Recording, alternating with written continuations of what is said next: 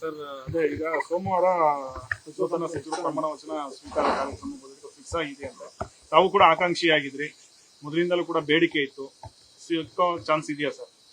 ನೋಡಿ, ಮೊದಲೇ ಲೀಸ್ಟ್ ನಲ್ಲೇ ನಾನು ಬರಬೇಕು ಅಂತ ಆಸೆ ಪಟ್ಟಿದ್ದೆ.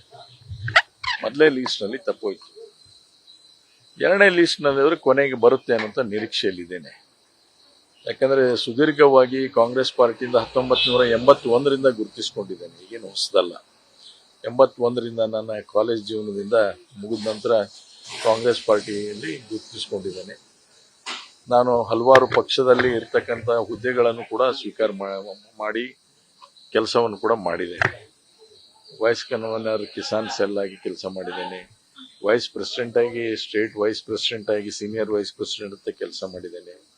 ಸಾಕಷ್ಟು ಇವತ್ತು ಬಳ್ಳಾರಿ, ಬೆಳಗಾಮು, ಬಿಜಾಪುರ, ಧಾರವಾಡ, ಹಾವೇರಿ, ಗದಗು ಎಲ್ಲೆಲ್ಲಿ ನನ್ನನ್ನು ಅಬ್ಸರ್ವ್ ಆಗಿ ಕಳಿಸ್ತಿದ್ರು ಅಲ್ಲೆಲ್ಲ ಕೂಡ ಯಶಸ್ವಿಯಾಗಿ ಪಕ್ಷದ ಪರವಾಗಿ ನಾನು ಕೆಲಸ ಮಾಡಿದ್ದೇನೆ. ಇದು ನನ್ನ ಪಕ್ಷದ ನಿಷ್ಠೆ ಮತ್ತು ಸೇವೆ ಮಾಡಿದಂಥ ಆ ದೃಷ್ಟಿಯಿಂದ ನಾನು ಕೊಡಲೇಬೇಕು ಅನ್ನುವಂಥ ಬೇಡಿಕೆ ಇಟ್ಟಿದ್ದೇನೆ. ಅತ್ಯಂತ ಉತ್ತರ ಕರ್ನಾಟಕ ಭಾಗದಲ್ಲಿ ಇವತ್ತು ಸೀನಿಯರ್ ಇದ್ದೇನೆ ಅನ್ನುವಂಥ ಮಾತಲ್ಲ. ಯಾಕಂದರೆ ಡಿ ಕೆ ಶಿವಕುಮಾರ್ ಅವರು ನಾವು ಒಟ್ಟಿಗೆ ರಾಜಕಾರಣ ಪ್ರಾರಂಭ ಮಾಡಿದ್ದೇವೆ. ನಾನು ಕೋಆಪರೇಟಿವ್ ಮೂವ್ಮೆಂಟಿಂದ ಬಂದಿದ್ದೀನಿ, ಅವರು ಕೋಆಪರೇಟಿವ್ ಮೂವ್ಮೆಂಟಿಂದ ಬಂದಿದ್ದಾರೆ. ಜಿಲ್ಲಾ ಪಂಚಾಯತಿ ನಾನು ಸ್ಪರ್ಧೆ ಮಾಡಿ ಗೆದ್ದು ಬಂದಿದ್ದೇನೆ, ಅವರು ಜಿಲ್ಲಾ ಪಂಚಾಯತಿ ಗೆದ್ದು ಬಂದಿದ್ದಾರೆ. ನಾನು MLA ಆದೆ, ಅವರು MLA ಆದರು, ಅವರು ಮಂತ್ರಿ ಆದರು, ನಾನು ಮಂತ್ರಿ ಆದೆ.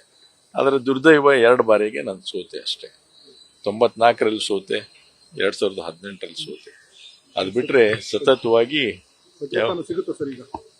99.99 ನಿರೀಕ್ಷೆಯಲ್ಲಿದ್ದೇನೆ.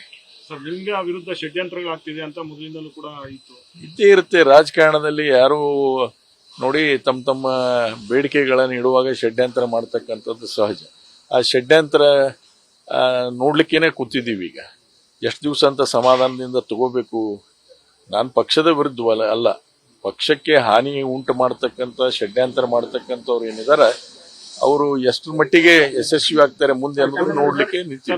40 ವರ್ಷಗಳ ರಾಜಕಾರಣದಲ್ಲಿ ಪಕ್ಷ ಯಾಕೆ ಸರ್ ನಿಮ್ಮನ್ನು ಕೂಡ ಗುರುತಿಸಿ ನಿಮ್ಗೊಂದು ಸ್ಥಾನಮಾನ ಕೊಟ್ಟಿಲ್ಲ?